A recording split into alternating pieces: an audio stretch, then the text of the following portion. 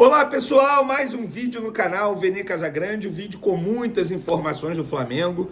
Infelizmente, em relação ao Alexandro, a notícia não é boa, mas o que eu posso adiantar para vocês é dos males o menor, pelo menos isso, vocês vão entender o porquê. Tem também valor que o Flamengo projeta para 2025 em contratação e também em venda de jogadores, vamos trazer essas informações agora. E o Globo soltou uma matéria dizendo que teve uma reunião na Gávea para manter o preço do ingresso, algo que está sendo muito assunto aí nas redes sociais, torcedores no Maracanã ontem protestando bastante, xingando o presidente BAP, mas eu apurei que essa matéria não procede, vocês vão entender tudo no vídeo de agora, fica ligadinho aí, mas antes gostaria de pedir para você se inscrever no canal, soltar o dedo no like, ativar a notificação e também compartilhar esse vídeo com os amigos, com as amigas e ajudar o canal Vene Casagrande a crescer cada vez mais. Conto com a sua colaboração, qualquer ajudinha será super bem-vinda, inclusive tem Pix na descrição, se quiser dar aquela moral financeira, meu muito obrigado desde já. Vamos para as informações, galera. Tem uma informação aqui que eu nem comentei na minha introdução. O Procon de João Pessoa vai notificar a SAF Botafogo da Paraíba por preço de ingressos contra o Flamengo. Para quem não sabe, eu vou contar agora. O valor do ingresso que eles estão cobrando é um absurdo. Jogo para o dia 30 de abril, 8 horas da noite, lá no estádio Almeidão, João Pessoa. Arquibancada Oeste Sombra, R$300. Arquibancada Leste Sol, que é o setor visitante, Flamengo, R$400. Setor visitante, R$400. Isso inteira, obviamente. Mas, gente, isso é um absurdo. Que valor é esse, cara?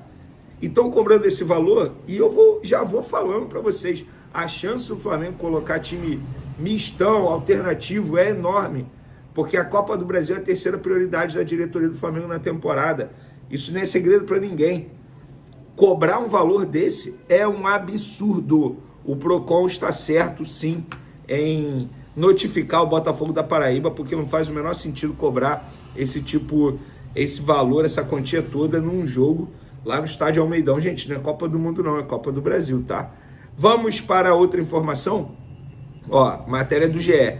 A receita prevista para o Flamengo para esse ano é de 1,3 bilhão, tá? E o valor é 9,2% maior do que 2024. No entanto, ainda fica abaixo do recorde de 1,37 bilhão alcançado em 2023. O Flamengo vem de 3 anos consecutivos batendo mais de 1 bilhão em receitas. E a previsão é terminar a temporada com 106,9 milhões no fluxo de caixa. A nova diretoria também planejava aumentar o valor para investir em reforços em 2025, previsto pela gestão anterior, e assim o fez. O montante, que antes era de 20 milhões de euros, passou para 25 milhões de euros, 166 milhões de reais. Ou seja, o Flamengo tem uma boa quantia para fazer contratações. Hein? O Flamengo até o momento gastou 7 milhões de euros para contratar Juninho, tá? Com luvas, essas coisas. E Danilo também, né? Que os valores ainda não foram divulgados. Lembrando que o Flamengo tem um acerto bem encaminhado com o Jorginho do Arsenal para assinar o pré-contrato. Já para a venda, galera, a estimativa do clube também é de aumento de 30 milhões de euros para 35 milhões de euros, que dá em torno aí de 233 milhões de reais. E sendo uma projeção para a segunda janela, já que a primeira já fechou. Em alta no Flamengo, o Wesley, que sozinho pode bater ou chegar perto da meta na projeção da diretoria. E ainda tem a provável venda de Alcaraz, né, para o Everton, que o meio argentino tem uma obrigação de compra de mais bônus se atingir metas no time inglês que podem chegar a 130 milhões no total. Então, essas são as quantias aí que o Flamengo planejou, projetou para 2025. Valor de venda de compra é um bom valor, 166 milhões de reais. Dá para fazer boas compras, é saber gastar, não adianta ter dinheiro, é saber gastar. Vamos falar agora do Alexandro, galera. O Alexandro fez exames médicos, ressonância magnética nessa quinta-feira, após deixar o jogo ainda no primeiro tempo contra o Juventude.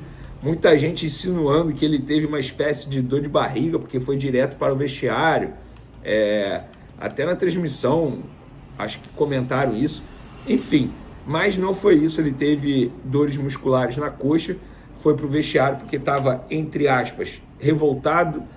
Usaram outra palavra, mas eu não vou usar aqui no vídeo, obviamente, por respeito a vocês, mas ele estava revoltado por conta dessas dores, e aí ele fez exame. O exame não constatou lesão, constatou um edema, que é dores musculares, fadiga muscular, pelo menos no entendimento do departamento médico. Então ele ainda sente dores no local, uma certa fadiga, e ele está provavelmente fora do jogo contra o Vasco nesse sábado, sendo preparado para o jogo extremamente importante pela Libertadores na terça-feira contra a LDU fora de casa, na altitude de Quito. Então, dos males o menor, não teve lesão, porque o Alexandre sofreu já com lesão muscular nessa temporada e é um jogador, cara, acima da média. Quando ele está na lateral esquerda do Flamengo é outra história.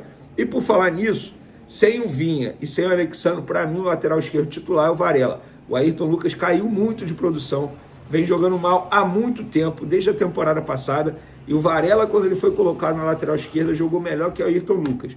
Não me venham com essa. Ah, se ele botar o Varela, ele perde o grupo. Não perde, não. Não perde o grupo, não. Porque o grupo viu que o Flamengo rendeu mais com o Varela na lateral esquerda do que com o próprio Ayrton Lucas. Então, eu colocaria o Varela na lateral esquerda. Boa pergunta. E vocês colocariam quem? Agora vocês são os treinadores. Você é o Felipe Luiz, tem Ayrton Lucas e Varela à disposição para a lateral esquerda. Ayrton Lucas é lateral esquerdo de ofício. O Varela lateral direito, mas quando quebrou o galho na lateral esquerda em 3 ocasiões, foi muito bem, obrigado. E agora? Vocês vão escalar a lateral esquerda do Flamengo contra o Vasco da Gama. Vamos falar agora do Danilo, galera, porque o Danilo ontem na Zona Mista, ele foi questionado sobre o baixo público contra o Juventude e ele disse: o Flamengo é uma questão cultural, é muito mais legal jogar com o Maracanã cheio. O Flamengo é do povo, espero que essa situação possa se resolver da melhor maneira possível. Eu não faço ideia de como, mas espero que a nossa diretoria encontre um caminho bacana para que o Maracanã fique cheio o maior número de vezes possível. E aí, isso aí é um assunto que é muita polêmica. Ontem mesmo falei no meu vídeo anterior que eu acho que deveria achar um meio termo, diminuir o valor, porque é muito feio o Flamengo jogar para apenas 31 mil pessoas no Maracanã presentes, porque pagantes foram 28 mil, 2 setores fechados. E hoje, o Lauro Jardim publicou em seu blog no Jornal Globo, em reunião com o vice-presidente de marketing do Flamengo, Ricardo Henriques, nesta quinta-feira, Luiz Eduardo Batista, o BAP, comunicou que não vai diminuir o preço dos ingressos e que setores vazios continuarão fechados ao público. Gente, eu apurei, tá? Vou ser bem sincero, eu apurei com uma fonte muito boa no Flamengo. Essa reunião não existiu. O Ricardo, inclusive, tá viajando com a família. Ele não tá nem no Rio de Janeiro, ele nem sequer esteve a Gávea hoje. Não sei se o BAP teve, mas o Ricardo nem a Gávea foi hoje, essa reunião não teve. O valor dos ingressos contra o Corinthians, dia 27, próximo jogo no Maracanã, serão mantidos, não vão sofrer alterações nem para cima nem para baixo, valores serão mantidos, mas não teve essa reunião. Essa reunião não teve. Inclusive, a pessoa que me passou essa informação trouxe até um bastidor, cara, dizendo que, peraí, eu vou ler aqui exatamente o que ele disse. Globo batendo exageradamente no preço dos ingressos. Estão pé da vida por conta da Libra e da nossa contestação ao contrato de transmissão dos jogos. Olha alguns públicos da Libertadores de 81. Aí mandou aqui, jogou para 7 mil pessoas na Libertadores de 81, mas o Maracanã tinha 150 mil lugares. Agora acho 55 mil pouco. Gente, eu acho pouco, tá? Eu acho pouco, pelo visto, no entendimento de algumas pessoas do Flamengo. Saiu essa matéria por conta dessa guerra nos bastidores entre Flamengo, Globo, Libra. Isso é um assunto que vai dar pano para manga. Mas o que eu posso garantir para vocês é que essa reunião não teve do BAP com o Ricardo.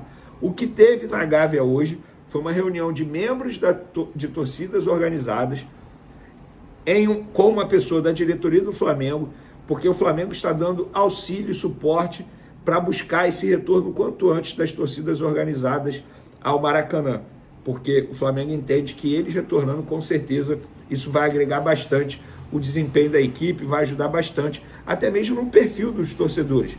Hoje muita gente brinca que é a Fla Self, e eu concordo. Eu estava no Maracanã, Flamengo e Central Córdoba. Flamengo tomando de 2-0 no intervalo e as pessoas fazendo live, jogando no celular, isso não existe, entendeu? Então, essa reunião não teve, mas os valores dos ingressos contra o Corinthians serão mantidos. Resta saber pro decorrer da temporada, tá bom? Tamo junto, galera. Um abraço, até o próximo vídeo. Fui!